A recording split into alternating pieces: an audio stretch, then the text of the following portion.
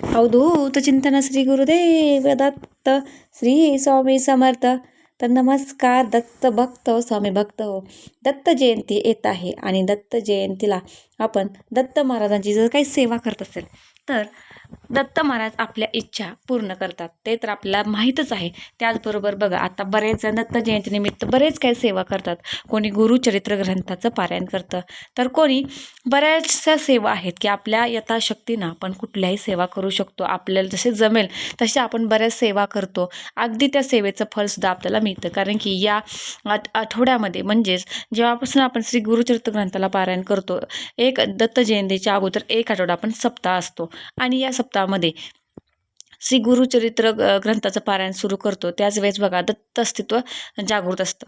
यावेळेस जर तुम्ही एक आठवडा अगोदर किंवा दत्त जयंती दिवशी जर काही पूजा करत असाल, काही सेवा करत असाल, तर नक्कीच त्या दत्त महाराजापर्यंत पोचतात आणि दत्त महाराजांचं अस्तित्व जागृत असल्यामुळे तुम्हाला त्याचं 100% फळ मिळत असतं आणि तुमच्या इच्छा पूर्ण होत असतात. दत्त महाराजांना तुम्हाला प्रसन्न करण्यासाठी अगदी छोट्या मोठ्या उपाय असतात, ते तुम्ही नक्की करा. पण कुठलीच सेवा जमत असेल बघा, प्रत्येकाच्या मागे प्रापंचिक अडचणी असतात, सांसारिक असतात, मुलं बाळ लहान असतात, अगदीच आपण नोकरी करतो त्यामुळे आपल्याला जमत नाही, आपल्याला टाईम नसतो, बऱ्याचशा प्रत्येकाची वेगवेगळी कारणे असतात आणि याच्यामुळे आपल्याला कुठलीच सेवा करणं जमत नाही. पण जर तुम्ही दत्त जयंती दिवशी जर एकच दिवा लावत असाल, बघा हा ही एकच सेवा आहे, अगदी 5 मिनिटांची ही सेवा आहे. तर या दिवशी जर तुम्ही ही करत असाल दत्त जयंती दिवशी, तर नक्कीच त्याचं फळ तुम्हाला मिळत असतं. मग तुमची कुठली इच्छा असू दे, कुठल्याही इच्छेखातर तुम्ही ही सेवा करू शकता.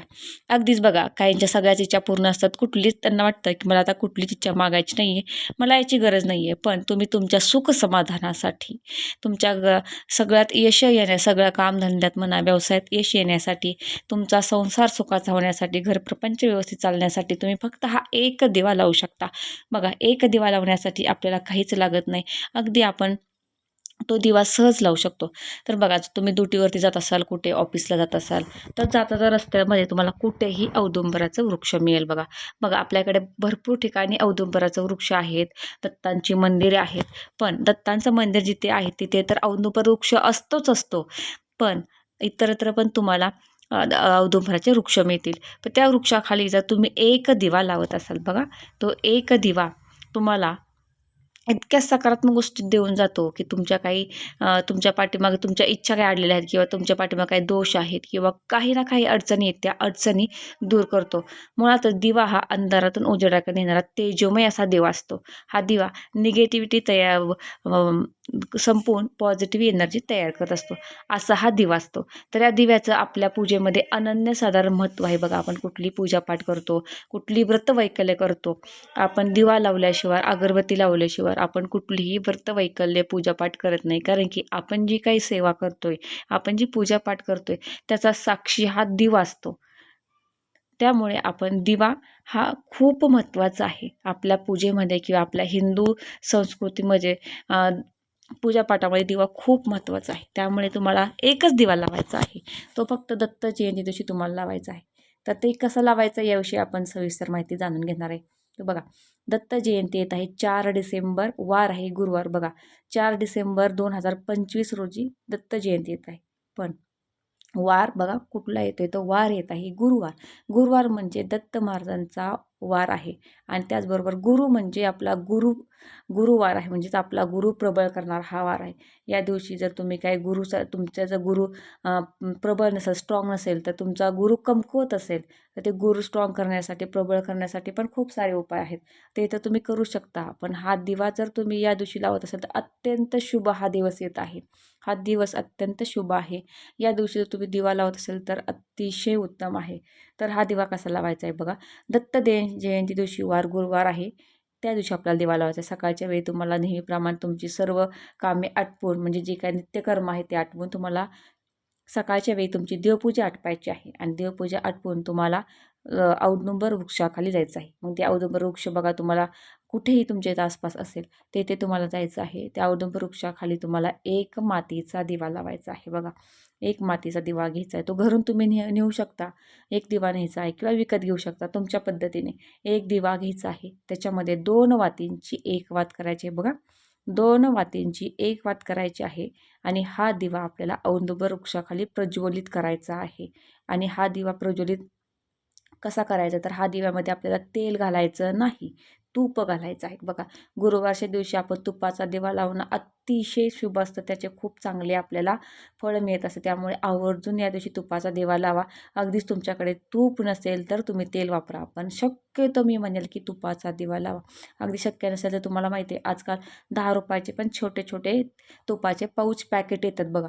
ते तुम्ही 10 रुपयाचा तुपाचं पॅकेट पाऊच जरी छोटा घेतला तरी पण तुमचे त्याच्यामध्ये आरामशीर तुम्ही ते दिव्यामध्ये घालू शकता. एक दिव्या इतकं तर त्याच्यामध्ये तूप येतच. त्यामुळे तुम्ही ते 10 रुपयाचं एक पॅकेट खरेदी करून सुद्धा तुम्ही ते तूप वापरू शकता. अगदी शक्य नसेल तर तुम्ही तेल वापरलं तरी चालेल, पण शक्यतो करून तूप लावा आणि हा दिवा तुम्हाला औदुंबर वृक्षाखाली प्रज्वलित करायचा आहे. त्या अगोदर तुम्हाला औदुंबर वृक्षाला एक तांब्या पाणी घालायचं आहे आणि तुम्हाला पूजा करायची आहे बघा. तुम्हाला त्याच्यामध्ये खडीसाखर, साखर टाकायची आहे मुंग्या औदुंबर वृक्षाखाली आणि अगरबत्ती लावायची आहे. आणि दिवा प्रज्वलित करताना तुमची इच्छा बोलायची आहे आणि तुमचा नमस्कार तुम्हाला करायचा आहे. इच्छा कुठली आहे तुमची? तुमची इच्छा औदुंबर वृक्षाला बोलायची आहे आणि दिवा लावून दिव्याच्या साक्षीनं तुमची इच्छा बोलायची आहे आणि दिव्याच्या साक्षीनं तुम्हाला 11 प्रदक्षिणा घालायच्या आहेत. हा एक दिवा तुमच्या आयुष्यात ज्या काही अंधकार आहे तो दूर करणारा हा तेजोमय दिवा आहे. जर तुम्ही दिव्याच्या साक्षीने फक्त या दिवशी दत्त जयंती दिवशी जर तुम्ही औदुंबर वृक्षाला जर तुम्ही दिवा लावून 11 प्रदक्षिणा घालत असेल तर बघा, नक्कीच तुमची ती इच्छा पूर्ण होते. अगदी याचे बरेच या ह्याचे बरेच जणांना अनुभव आलेले आहेत. त्यामुळे तुम्ही या दिवशी बघा, तुमच्याकडून कुठलीच सेवा झाली नसेल आत्तापर्यंत दत्त महाराजांची, स्वामींची. कारण की बघा, प्रत्येकाच्या अडचणी असतात. तुम्हाला ड्युटीमुळे, जॉबमुळे, बाकी काही प्रापंचिक अडचणी असतात, लहान मुलं असतात, कोणाला जमत नाही. तर तुम्ही फक्त दत्त जयंती दिवशी दत्त महाराजांचा आशीर्वाद प्राप्त करण्यासाठी हा एक दिवा लावायचा आहे, 11 प्रदक्षिणा घालायच्या आहेत आणि 1 तांब्या पाणी घालायचं आहे. ही फक्त एकच सेवा तुम्ही करा. यासाठी तुम्हाला 5 मिनटं वेळ लागेल बघा. अगदीच तुम्ही या दिवशीसुद्धा तुमच्याकडे टाईम नाही, पण वेळात वेळ काढून ही सेवा करा तुम्ही एकच दिवस. जर तुम्हाला कुठं ड्युटी असेल, तुम्हाला कामावरती जायचं आहे, तर जाताना रोडला तुम्हाला कुठेही लागेल दत्त मंदिर म्हणा किंवा ते औदुंबर वृक्ष. फक्त औदुंबर वृक्षाला आपल्याला दत्त महाराज सेवा वेगळी आहे, ती तर मी तुम्हाला पुढच्या व्हिडिओमध्ये सांगेल. पण ही सेवा आपल्याला फक्त आणि फक्त औदुंबर वृक्षाखालीच करायची आहे.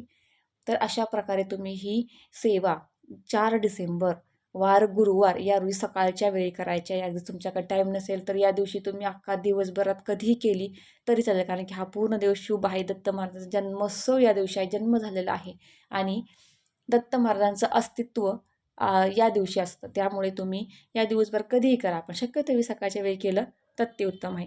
तर अशा प्रकारे एक दिवा फक्त 5 मिनिटांचा वेळ काढून आपल्या दत्त महाराजांचा आशीर्वाद प्राप्त करायचा, दत्त महाराजांना प्रसन्न करून घ्यायचं आहे. तर ही छोटीशी सेवा जी काही मला माहीत होती, जी मी स्वतः करते, मी ह्यातून खूप चांगले अनुभव घेतले, ते तुमच्यापर्यंत शेअर केलेलं आहे. तर तुम्हीसुद्धा ही सेवा करा आणि तुमची इच्छा नक्की दत्त महाराज पूर्ण करतील. तर तुमची सर्व इच्छा दत्त महाराज पूर्ण करो ही दत्तांचरणी प्रार्थना.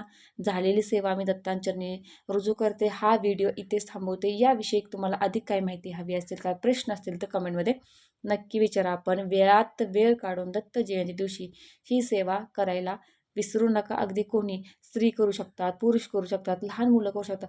याला कुणालाही बंधन, वयाचं बंधन नाही किंवा कुठलंही बंधन नाही. कोणीही सेवा करू शकतं. प्रत्येकाच्या इच्छा असतात. मनुष्य जन्म आहे म्हणजे प्रत्येकाच्या इच्छा असतात. तर आपल्या इच्छेसाठी तुम्ही एक सेवा करू शकता आणि तुम्ही आशीर्वाद मिळवू शकता.